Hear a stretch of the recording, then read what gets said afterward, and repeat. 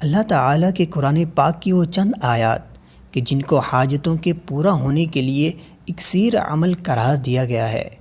حدیث پاک کا مفہوم ہے، اللہ تعالیٰ کے پیارے حبیب صلی اللہ علیہ وسلم نے فرمایا، مجھے ایک ایسی آیت معلوم ہے، اگر لوگ اس پر عامل ہو جائیں، مطلب اس کو اپنے معمول میں ایسا شامل کر لیں کہ اس کو مضبوطی سے تھام لیں تو ان کی حاجتوں کو کافی ہوگا۔